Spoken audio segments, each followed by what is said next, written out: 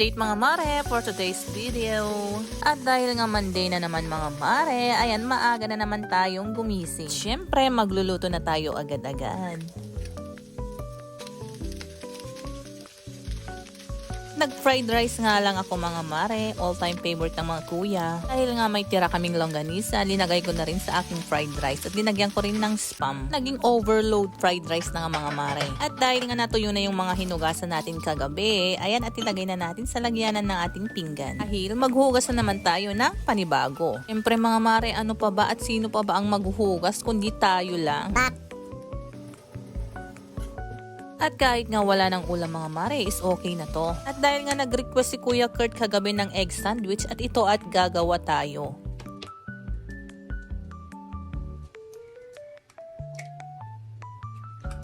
At tagbati nga tayo ng 2 itlog at saka meron ding bread at saka kailangan natin ng butter. At luto na nga ang ating overload fried rice.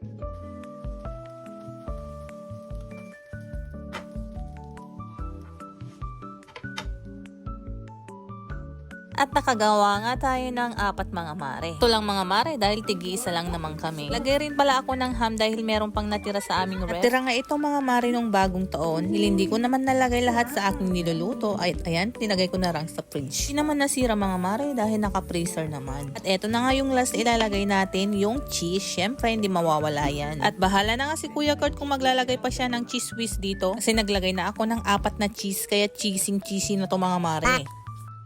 Cheese overload pala mga mare. Ako ibas mga mare, hinugasan kong mabuti ang aking kamay. At kami lang naman ang kakain, kaya okay lang. Charis!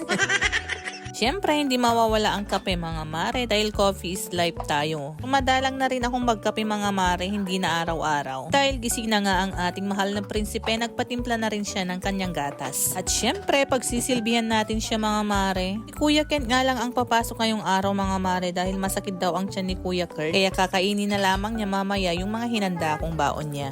And that's all for today's mini vlog mga mare. Bye!